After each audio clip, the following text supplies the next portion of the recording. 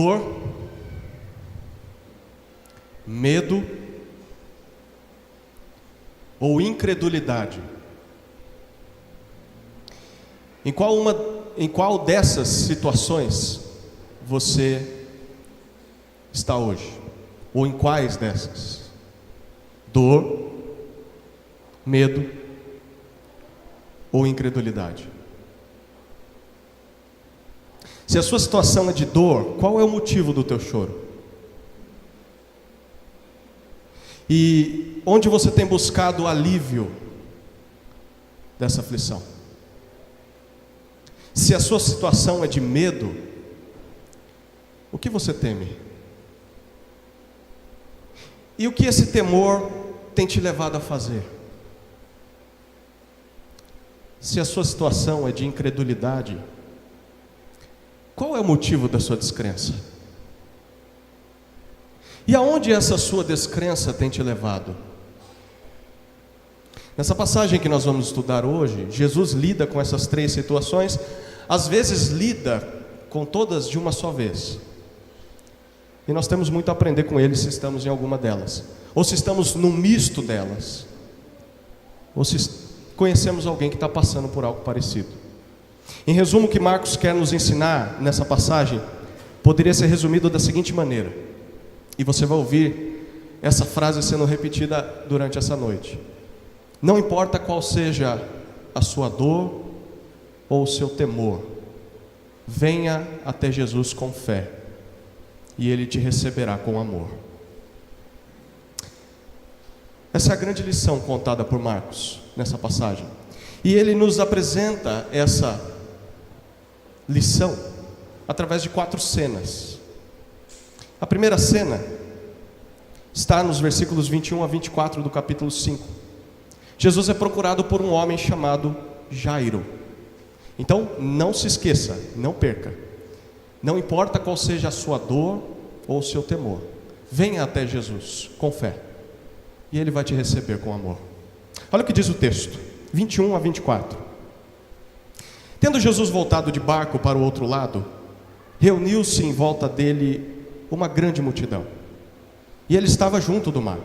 Então chegou um dos chefes da sinagoga, chamado Jairo, e vendo-o, prostrou-se aos pés de Jesus e lhe pediu com insistência: minha filhinha está morrendo, venha impor as mãos sobre ela, para que seja salva e viva. Jesus foi com ele. Uma grande multidão seguia Jesus, apertando-o de todos os lados. No início do capítulo 5, foi o que vocês ouviram na semana passada, com a exposição do Gil. Nós lemos que Jesus atravessou o mar da Galileia, em direção a uma região povoada por não-judeus, chamada Decápolis, que significa 10 cidades. E numa dessas cidades, que era Gadara ou Gerasa, dependendo da tradução de Bíblia que você tem, nós vimos que Jesus expulsa vários demônios de um só homem, e ele restaura a dignidade daquele homem, a saúde daquele homem, e diz: olha, você não vai conosco, você vai voltar para os seus, para anunciar tudo que Deus fez por você. E agora nós lemos o que Jesus faz depois disso. Nós descobrimos que Jesus foi para Gadara só para fazer isso, porque aí ele volta, e ele volta lá provavelmente para Cafarnaum, que é ao norte do mar da Galileia, que foi o centro, a base de operações do início do ministério de Jesus. E ali o que ele encontra quando ele desce do barco? Aqueles que já estão acostumados com o evangelho de Marcos já sabem: multidão. As multidões estão em volta de Jesus. E nesse instante nós vemos um personagem sendo apresentado para nós. O nome desse personagem é Jairo. Jairo é um dos chefes, quer dizer que tinha mais do que um chefe naquela sinagoga local.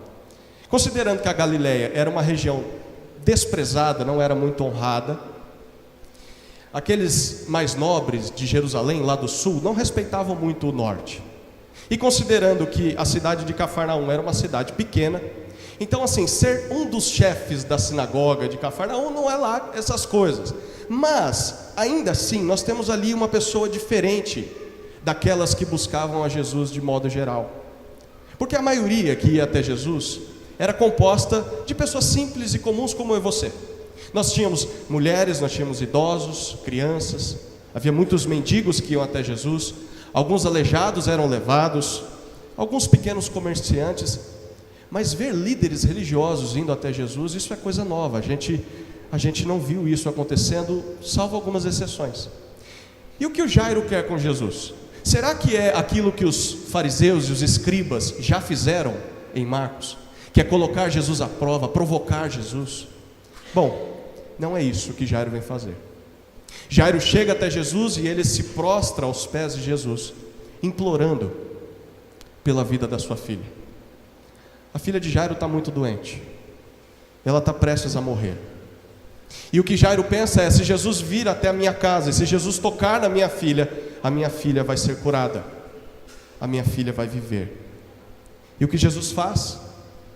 É interessante que de alguma maneira ele encontra espaço para passar por aquela multidão, e Jesus vai com Jairo, mas o povo continua seguindo ele, o povo vai comprimindo ele.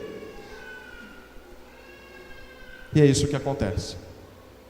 Eu quero que você perceba aqui, se Jairo fosse mesmo de Cafarnaum, e provavelmente ele era, onde é que esse homem estava até esse momento? Por que Jairo não tinha ido ao encontro de Jesus desde o início do ministério de Jesus? Bom, não é difícil você imaginar o motivo. Jairo já tinha tido contato com esse mestre curandeiro que apareceu em Cafarnaum, até porque Jesus começou o seu ministério pregando na sinagoga. Então, na sinagoga que Jairo dirigia, mas Jairo não seguia Jesus com as multidões. E nós podemos pensar por vários motivos, talvez porque ele não cria em Jesus, ou porque ele tinha medo de perder o seu cargo religioso, talvez medo de perder a sua reputação perante os judeus, ou simplesmente porque ele não se via em necessidade, simplesmente porque não tinha motivo nenhum. A minha vida é muito boa, eu não preciso desse Jesus milagroso, porque a minha vida está tranquila. Mas agora a situação é diferente. Agora algo de muito grave aconteceu, para fazer com que esse homem abrisse mão do seu orgulho, com que esse homem fosse em direção a Jesus desesperado, para se prostrar diante de Jesus. E quem está atento na leitura de Marcos sabe que só se prostrou perante Jesus os demônios. E esse homem faz isso implorando o socorro de Jesus. A dor de ver a sua filha moribunda no leito da sua casa faz com que esse homem clame desesperado por ajuda. Em momentos de profunda dor, de profundo desespero, quando nós nos vemos diante talvez de uma doença terrível, ou diante do medo da morte de um ente querido, nada mais nos importa. Não importa mais cargos, não importa mais a minha reputação, não importa o status, não importa o orgulho, não importa o pudor, não importa o emprego ou qualquer coisa que seja. Na hora da angústia, nós nos despimos de todas essas coisas pela mais importante, é o alívio da nossa dor. E não há dor maior do que ver alguém que nós amamos sofrendo, sem que possamos fazer nada. Para onde a sua dor e o seu temor tem te levado? Ela já te fez desistir das coisas menos importantes? A sua dor ou o seu temor já te fez desistir da reputação? Já te fez desistir do orgulho, do status que você tem? Já te fez desistir daquela sensação de poder ou de liberdade? Já te fez desistir da vontade de estar sempre certo, de ter uma vida independente de Deus, para buscar a solução naquele único que pode trazer consolo real e verdadeiro para a sua vida? A sua dor já te levou a fazer isso? Você já veio até Jesus e já se prostrou diante dele em busca de socorro? Saiba que, do mesmo modo que o Senhor se preocupou com a vida de Jairo mesmo em meio àquela multidão que apertava ele, o Senhor se preocupa com a sua vida. Para Jesus você não é mais um apenas. Diferente de como os homens em geral nos veem, apenas mais um. Para Jesus você é alguém. Você é alguém com quem Ele se importa. Então, em meio aos seus medos, em meio à dor, busque a Jesus, se prostre diante de Jesus, e Jesus vai te oferecer socorro. Porque não importa qual seja a sua dor ou temor, venha até Jesus com fé, e Ele te receberá com amor. Na segunda cena que nós vemos nessa passagem, Jesus cura uma mulher ali na multidão. Olha o que diz o texto a partir do versículo 25 até o versículo 34.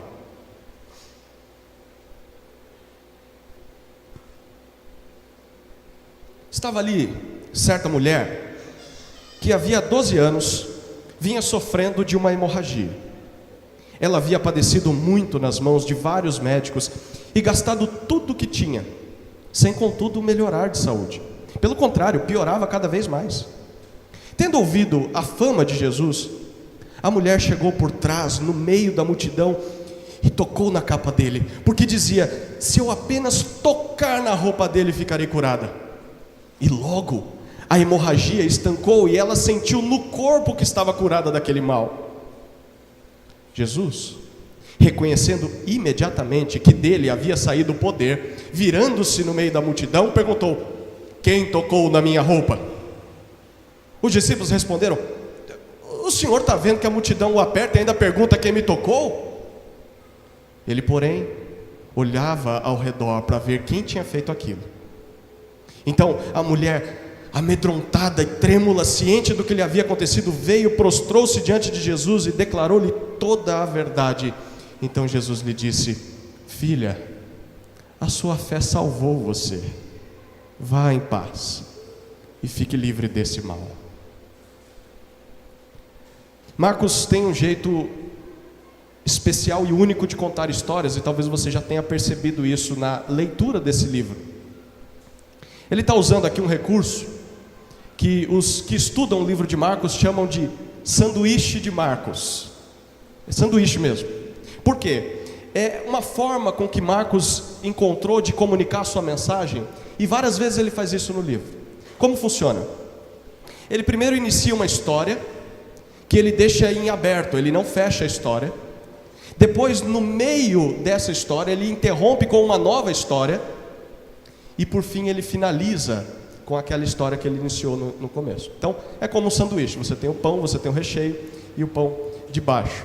E como um sanduíche, os elementos se complementam, né? O pão fica mais saboroso junto com o recheio, e o recheio faz mais sentido junto com o pão.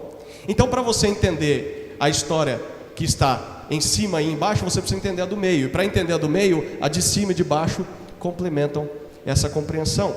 E é isso que a gente está vendo aqui. Marcos não diz para nós o que aconteceu com Jairo, e introduz essa nova história. E a filha de Jairo? Calma que daqui a pouco a gente vai ver.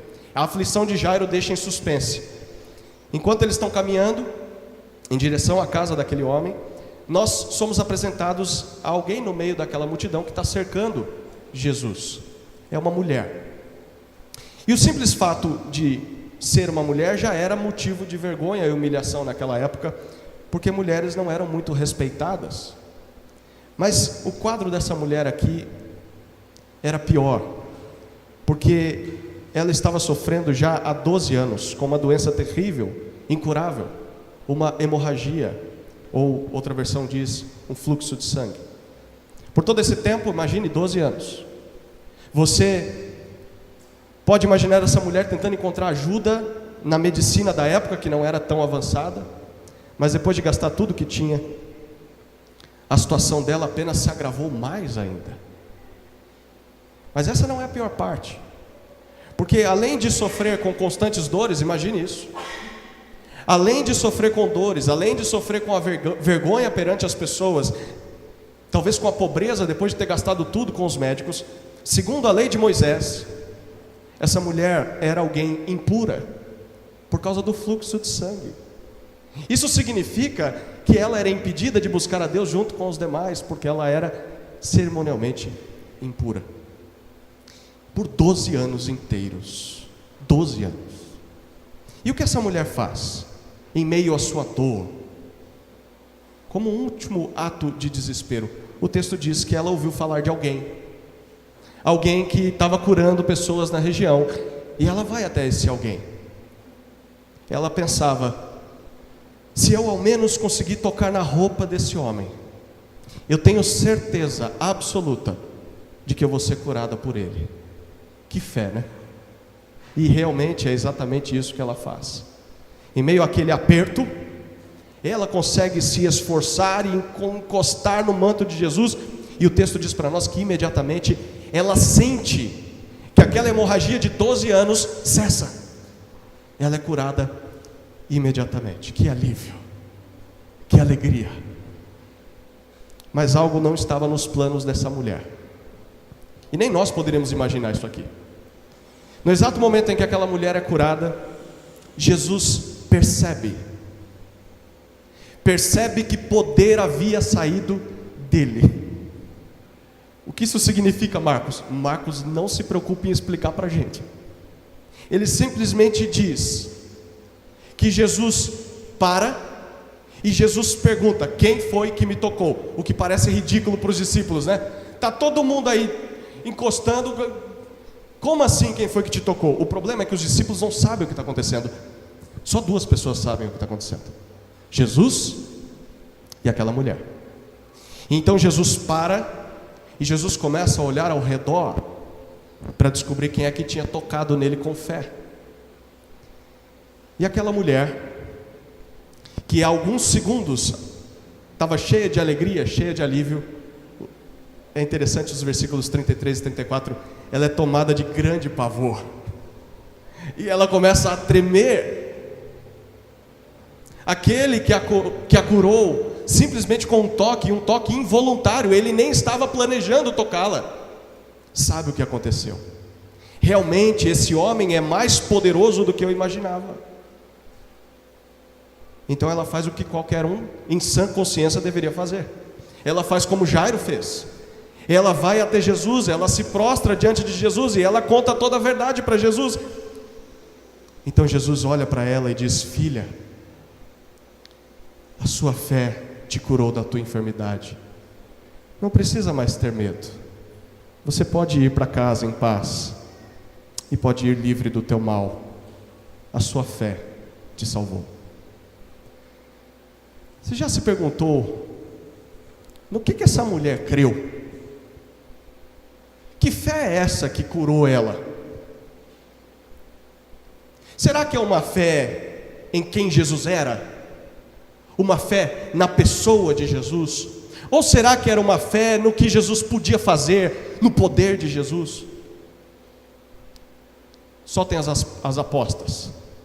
Quem garante que é uma ou outra? Marcos não se preocupa em responder isso, e ele deixa isso em suspense. Nós nunca vamos saber. Mas de duas coisas nós podemos ter certeza. A primeira é que a fé dessa mulher fez com que ela buscasse a Jesus, mesmo que alguns digam, num último ato de desespero, mas fez com que ela buscasse Jesus. E em segundo lugar, podemos ter certeza de que essa busca resultou em cura e em restauração. Ela se viu livre da sua dor, livre da sua vergonha e em especial livre da sua impureza. No que é que você crê em meio à dor? No que é que você crê em meio à desilusão, ao cansaço, à humilhação, à pobreza, à solidão, ao desprezo? O que você crê em meio à impureza? Para desfrutar daquilo que só Jesus pode fazer e daquilo que só Jesus é necessário ter o mesmo tipo de fé que essa mulher teve. Mas não precisa ser aquele tipo grande de fé, que é uma fé que entende racionalmente como todas as coisas funcionam, uma fé que busca Jesus sem interesse nenhum. Jesus, estou aqui simplesmente porque te amo. Não precisa ser uma fé tão bela assim, não. Pode ser simplesmente uma fé pequena, uma fé que, como um último ato de recurso, te leva até Jesus, na confiança de que só Jesus pode aliviar o seu sofrimento. Você não precisa ter uma grande fé para ver a Jesus, não. Basta essa pequena fé que está aí. Para crer em Jesus, nós não precisamos entender tudo. Por exemplo, não precisamos entender como é que ele curou essa mulher simplesmente através de um toque que ele não planejou. Basta vir até Jesus e seguir Jesus de tão perto, a ponto de tentar tocá-lo, que seja nas suas vestes. Então não importa o seu nível de compreensão teológica, não importa o nível de conhecimento sobre a ciência ou até sobre os mistérios de Deus. Se você sofre, venha até Jesus com fé. Simplesmente faça isso. Venha mesmo com medo, venha mesmo trêmulo, porque Jesus não rejeita quem busca Ele dessa maneira. Jesus com certeza vai te notar, mesmo que os outros nunca te notem. E Jesus vai cuidar de vocês como só Ele pode fazer. Não importa qual seja a sua dor ou temor, venha até Jesus com fé, e Ele te receberá com amor. Na terceira cena dessa passagem, Jesus enfim chega à casa de Jairo, a partir do versículo 35 até o 43.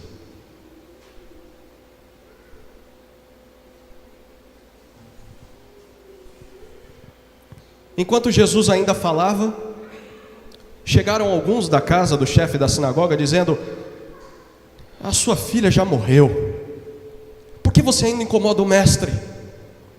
Mas Jesus, sem levar em conta tais palavras, disse ao chefe da sinagoga: não tenha medo, apenas creia. Jesus não permitiu que ninguém o acompanhasse, a não ser Pedro e os irmãos Tiago e João. Chegando à casa do chefe da sinagoga, Jesus viu o alvoroço, os que choravam e os que pranteavam muito. Ao entrar disse: por que vocês estão alvoroçados e chorando? A criança não está morta, mas dorme. E riam-se dele. Mas Jesus, mandando que todos saíssem, levou consigo o pai e a mãe da criança e os que vieram com ele, e entrou onde ela estava. Tomando a criança pela mão, disse: Talitá cumi, que quer dizer: menina, eu digo a você, levante-se. Imediatamente a menina, que tinha 12 anos, se levantou e começou a andar. Então todos ficaram muito admirados. Mas Jesus ordenou-lhes expressamente que ninguém o soubesse, e mandou que dessem de comer a menina. Eu quero que você se imagine no lugar de Jairo por um instante. Você se despiu de toda a sua pompa, de todo o seu orgulho. Você foi até Jesus em humilhação e fez o que só endemoniados faziam. Você se humilha e se mistura com aquela multidão de desesperados e de desprezados. E por quê? Por causa da situação da sua filha. A sua filha precisa de ajuda, e quanto mais o tempo passa, mais aflito você fica. Então, no meio do caminho até a sua casa, Jesus simplesmente para de caminhar. Jesus não só para de caminhar, mas começa a observar ao seu redor. E depois Jesus começa a conversar com uma mulher, alguma coisa que você não consegue escutar por causa da multidão. E enquanto você está vendo essa cena, com aquele misto de impaciência, de desespero, aquela notícia que você tanto temia chega aos seus ouvidos. Pessoas vindas da sua casa dizem: Jairo, é tarde demais, Jairo, tarde demais, sua filha já morreu, pode parar de incomodar o mestre. O que passaria no seu coração? Eu posso sugerir algumas coisas. Como isso é possível? Tudo que eu fiz foi para nada? Por que Jesus não foi mais rápido? Por que ele parou para conversar com aquela outra mulher? E a minha filha? O que vai ser da minha família? Não tem mais jeito agora, tudo está perdido. Você pode sugerir mais coisas que você pensaria no lugar de Jairo, mas Jesus não permite que nós soubéssemos disso, porque antes mesmo de imaginarmos isso, Jesus ignora o que falaram para Jairo. Jesus olha para aquele pobre homem e diz: Jairo, não tenha medo, simplesmente creia, só crê, não precisa temer, Jairo. Você precisa saber disso. Diferente do que aquelas pessoas que foram até Jairo disseram para ele, um coração que crê em Jesus e um coração que busca Jesus nunca vai ser um incômodo para o mestre. Eles disseram: pode parar de incomodar o mestre. Jesus diz: Jairo, quem crê em mim nunca é um incômodo para mim, Jairo. E por quê? Porque não importa a sua dor ou o seu temor, venha até Jesus com fé e Ele vai te receber com amor. Bom, ao que parece é nisso que Jairo crê. É claro que provavelmente esse homem está com algum tipo de medo. Então Jairo conduz Jesus até a sua casa, que por sua vez, de novo, Jesus consegue se separar da multidão, e ele separa apenas Pedro, Tiago e João, e consegue levar esses 3 discípulos com ele. Quando eles chegam, eles encontram as pessoas chorando, em luto pela morte da menina. Jesus entra na casa, e Jesus questiona porque eles estão chorando. E Jesus afirma: essa menina, ela não está morta, mas ela está apenas dormindo. Como assim dormindo? Nós sabemos muito bem a diferença entre alguém que morreu e alguém que está dormindo. Bom, Jesus também sabe a diferença. E para Jesus, na verdade, essas duas coisas são muito simples de resolver. Mas aquelas pessoas não creem nisso. E é impressionante como numa fração de segundos, aquela casa que estava repleta de lágrimas agora está repleta de gargalhadas. Eles começam a rir. Quanta indelicadeza com a dor de Jairo, com a dor daquela mãe. Pois é o que muitos fazem ao ouvir sobre a fé que nós temos em Jesus. Por isso Jesus pede que todos saiam. Ficam só os pais e os discípulos, e eles entram no quarto onde estava a menina. E o que acontece naquele quarto é uma coisa bem comum. A partir do versículo 41 nós vemos isso. Perceba a sequência dos eventos. Dessa vez não é a pessoa necessitada que vem até Jesus com fé, até porque a menina está morta. Não há nenhuma ação da menina. É Jesus quem toma a iniciativa dessa vez. Jesus chega no leito, ele pega na mão daquela menina, aquela pequena mão pálida, sem vida, e com uma expressão que era bem comum naquela região. Eles falavam o aramaico, era a língua que as pessoas falavam na época. Então, independentemente de como está escrito aí, de notas, de comentários, não é palavra mágica não, viu? Não adianta ficar repetindo essa expressão. Não, Jesus usa uma expressão que era como um pai que desperta a sua filha pela manhã: querida, está na hora de acordar, levante-se dessa cama, talitá cumi. E o que acontece em seguida? O que nós já imaginamos que Jesus é capaz de fazer. Imediatamente, aquela criança de 12 anos de idade, interessante, né? É o mesmo tempo de vida que aquela mulher estava sofrendo de hemorragia. A menina acorda, ela volta à vida, ela se levanta como se realmente estivesse dormindo, e ela começa a andar pelo quarto, e depois Jesus pede que sirvam algo para que ela coma.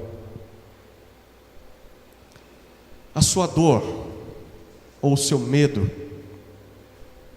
podem te levar ou te empurrar até Jesus, talvez até como a sua última esperança.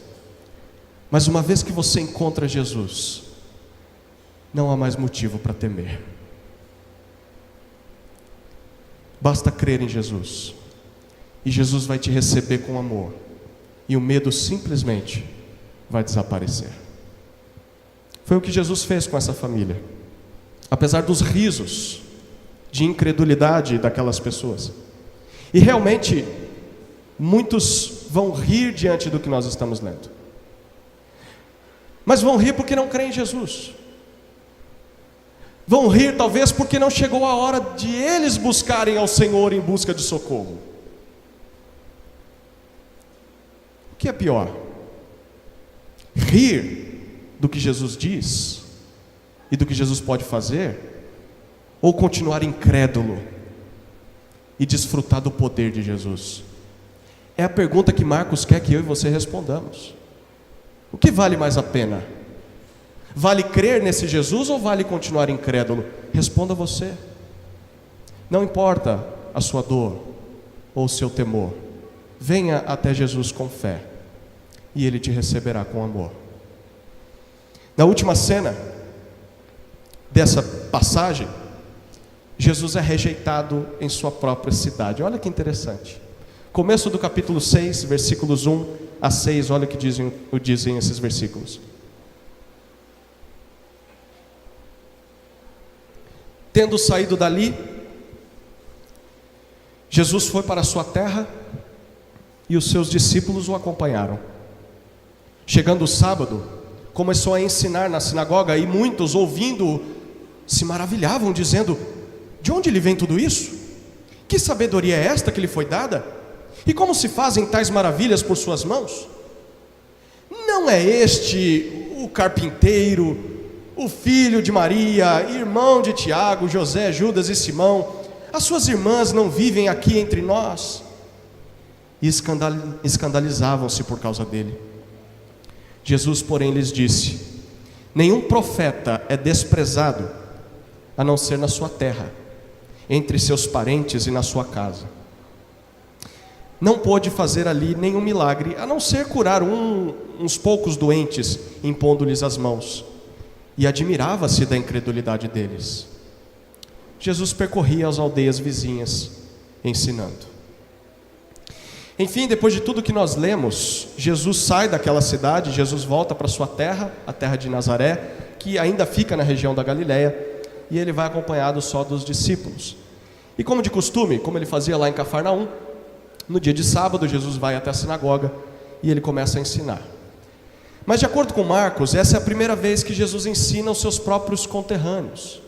É a primeira vez que Jesus ensina aqueles que o conheciam desde pequeno, aqueles que viram Jesus crescer. E o que isso provoca naquelas pessoas? Provoca duas reações. A primeira reação é de espanto. Eles ficam maravilhados com o conteúdo das palavras de Jesus, maravilhados com os milagres que Jesus tinha feito. Mas acompanhado disso, por mais irônico que pareça, a segunda reação é de escândalo, porque eles não conseguiam acreditar que aquele simples filho de um carpinteiro, aquele membro de uma família comum na cidade, aquele menino que cresceu no seu meio, poderia ser o Messias de Israel. Como pode ser isso? Interessante como nós temos a mesma tendência que os nazarenos, né?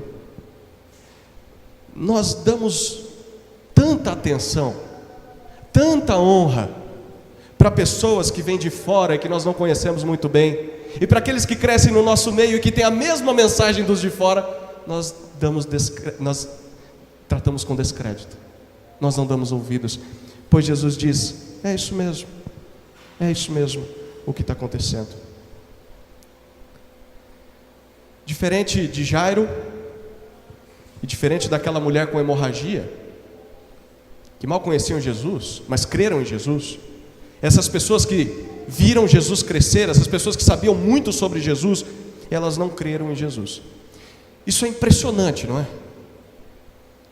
Eu diria que é até inacreditável. Como é que Jesus reage a isso? Jesus se desespera, Jesus se descabela, Jesus se desanima e diz: não. Jesus simplesmente conclui: isso sempre foi assim. Desde a antiguidade isso foi assim. Todo profeta que Deus mandou para falar para o seu povo, o seu próprio povo não o recebeu, o seu povo o rejeitou. Se foi assim com os demais profetas, seria assim com o supremo profeta, com o maior de todos os profetas. Por isso nós lemos que de alguma forma no versículo 5, o texto diz: Jesus não pôde, ou Jesus não foi capaz de fazer muitos milagres na sua própria cidade, a não ser curar algumas poucas pessoas ali. Será que isso significa que Jesus não tinha poder para curar pessoas? É claro que tinha, o texto disse que ele curou alguns doentes. Mas eu quero que você perceba que Marcos deixa algo no ar para nós. De alguma maneira, a falta de fé nos impede de desfrutar do poder de Jesus e de tudo aquilo que Jesus tem para nos oferecer. De alguma maneira, a falta de fé em Jesus nos impede de desfrutar do poder dele. E segundo esse texto, esse tipo de incredulidade causa uma admiração em Jesus, mas é uma admiração negativa. É um choque terrível. Uma pessoa estar diante do Salvador, estar diante daquele que é a única solução para os seus problemas mais profundos, e ainda assim rejeitar o Salvador. Mas isso impediu Jesus de cumprir a missão dele? Não impediu, não, de modo nenhum. Ele simplesmente se levantou, se retirou de Nazaré e continuou o seu ministério nas outras cidades. Por que será que os nazarenos não se curvaram diante de Jesus de Nazaré? Por que eles não fizeram como Jairo? Por que eles não fizeram como aquela mulher? Bom, Jesus ele não era um mestre comum, como a maioria dos mestres que eles tinham. Porque as pessoas que normalmente vinham à sinagoga para ensinar no sábado, eles explicavam como é que você podia obedecer à lei de Moisés, eles apontavam para a esperança do reino de Deus que um dia chegaria, e eles ficavam tentando descobrir quando é que isso ia acontecer, interpretando os profetas. Mas Jesus faz diferente. Jesus simplesmente diz assim: olha, o reino que vocês tanto esperam chegou. Este reino está onde eu estou. E o rei do reino de Deus sou eu. E só participa do reino de Deus quem se prostra diante de mim. Essa é a diferença da mensagem de Jesus. E é claro que isso é confrontador. É claro que isso produziu incômodo neles. Porque os judeus esperavam sim que o reino de Deus viesse, mas não dessa maneira. Não dessa forma. Mas segundo Marcos, esse sempre foi o plano de Deus. Sempre foi assim que Deus planejou.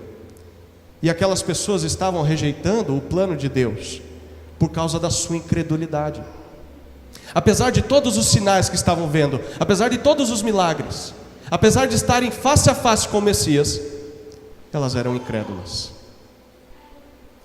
Queridos, onde Jesus não é bem-vindo, onde as pessoas não creem em Jesus, onde as pessoas o rejeitam, Jesus não pode agir, mesmo que isso seja um mistério inexplicável.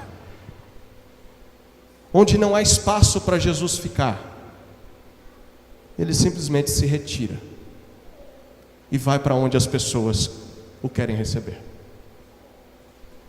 Se foi assim com o nosso Senhor, o que dizer de nós? Muitas vezes nós nos surpreendemos, nós ficamos tristes quando olhamos para a incredulidade das pessoas. Mesmo diante dos milagres de Jesus, mesmo que as pessoas olhem para a nossa vida, e a nossa vida foi transformada por Jesus, e nós ficamos assim, inconformados, como é que elas não conseguem crer em Jesus? Olha o que Jesus fez na minha vida. Bom, a menos que elas creiam em Jesus, elas nunca vão experimentar o poder transformador de Jesus. Isso aconteceu com ele, vai acontecer com a gente. Mas e você? Em que situação você que está me ouvindo se encontra? Talvez você diga assim: não, eu estou muito bem, obrigado. Eu estou sem dor nenhuma, não tenho muito problema, a conta bancária está legal, a pandemia não me fez tantos males, eu não tenho muito a temer. Mas talvez você seja incrédulo. Talvez você seja incrédula. Você realmente acha que você está bem? Você realmente acha que é superior àquelas pessoas que são fracas, que são enganadas, que vão atrás de Jesus implorando por socorro? Você acha que é melhor que essas pessoas mesmo? Sabe como é que Jesus te vê? Jesus te olha com admiração, mas é uma admiração negativa, é um espanto negativo, porque você está cego e nem percebe. A sua doença não é física, a sua doença é de coração. Você ousa não temer e não tremer diante daquele a quem os demônios se prostram. Você ousa domingo após domingo olhar para Jesus com o nariz empinado e dizer: você não vai ser Senhor da minha vida.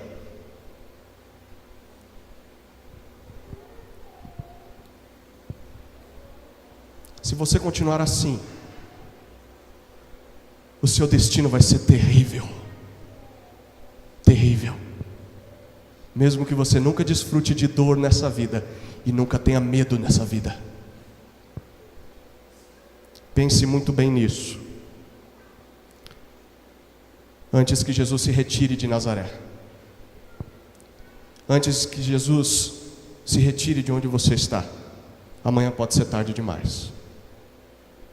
Não importa qual seja a sua dor, não importa qual seja o seu temor, não importa qual seja a sua descrença, a sua incredulidade. Venha até Jesus com fé e Ele vai te receber com amor. Eu quero finalizar com um breve comentário sobre o que está acontecendo nessa passagem de forma geral. Se você reparou, aos poucos, nós estamos vendo Marcos nos revelar um mistério. Enquanto Jesus está seguindo o seu caminho, o seu ministério, o mal, ele insiste em alcançar Jesus. Nós já vimos isso, seja por meio de endemoniados, eles cruzam o caminho de Jesus, sejam doentes que vão até ele, sejam opositores, pessoas que o rejeitam. E aos poucos Jesus vai lidando com esses males, Jesus vai vencendo um a um deles, mas ele vai vencendo de forma silenciosa, como nós vemos nessa passagem. Depois que ele ressuscita a menina, ele diz para os pais: não contem para ninguém. Como que eu vou contar para ninguém que minha filha foi ressuscitada? Mas Jesus pede que eles não contem. Por que isso? Por que esse mistério? À medida que nós vamos avançando na leitura desse evangelho, nós descobriremos que Marcos, na verdade, está preparando o cenário para o dia em que o próprio Jesus vai reverter esse quadro. O dia em que não é o mal que virá em direção de Jesus, é Jesus quem irá em direção ao mal. E Jesus vai encarar o mal face a face, e vai encarar o mal face a face, pendurado numa cruz. E ali, no Monte da Caveira, Jesus enfrentou o nosso maior inimigo. Jesus enfrentou a morte, aquela que mancha, aquela que deforma a bela criação de Deus, desde que nós caímos no pecado. A morte que tanto nos faz sofrer. Então aquela rejeição que Jesus está recebendo em Nazaré é só um vislumbre, é só um pedacinho da rejeição que ele vai receber lá em Jerusalém, e da rejeição que vai levá-lo até a morte de cruz. Mas o que Marcos quer nos dizer é que isto estava nos planos de Deus. Era para lá que Jesus precisava ir, porque só assim Jesus poderia vencer a morte, de uma forma tão inesperada quanto curou essas pessoas que nós vimos nessa passagem. Realmente, a vitória contra a morte talvez não é do jeito que nós imaginávamos, muito menos Israel imaginava que seria assim, mas aprove a Deus fazer dessa forma. Como Paulo diz aos Coríntios, a sabedoria de Deus torna a sabedoria dos homens loucura. Aprove a Deus fazer assim, salvar os homens pela loucura da cruz. Então, uma vez que a morte já foi vencida, com a ressurreição de Jesus ao terceiro dia, nós não precisamos mais guardar segredo de quem Ele é. Não precisamos mais guardar segredo do que Ele pode fazer. Uma vez que nós conhecemos o final da história, nós podemos e nós devemos gritar a plenos pulmões a todas as pessoas que nós encontrarmos pelo caminho, e até a nós mesmos todos os dias. Não importa qual seja a sua dor ou o seu temor, venha até Jesus com fé, e Ele te receberá com amor. Amém? Vamos orar. Querido Jesus, como nós te amamos, como ouvir a Tua palavra nos encoraja e nos desafia a cada vez mais querer Te ouvir. Que prazer é poder Te conhecer, que prazer é poder ouvir Tuas palavras, que prazer é poder encontrar em Ti refúgio. em meio à dor, em meio ao medo, em meio à incredulidade. A minha oração é para que todos desfrutem, todos nesse salão desfrutem de um relacionamento contigo. E que aqueles que ainda estejam incrédulos, que o Senhor quebrante esses corações. Traga, Senhor, cura, traga coragem, traga vigor, a fé de cada um aqui. Que possamos ouvir as tuas palavras. Não tenha medo, apenas creia. No teu nome que nós oramos. Amém.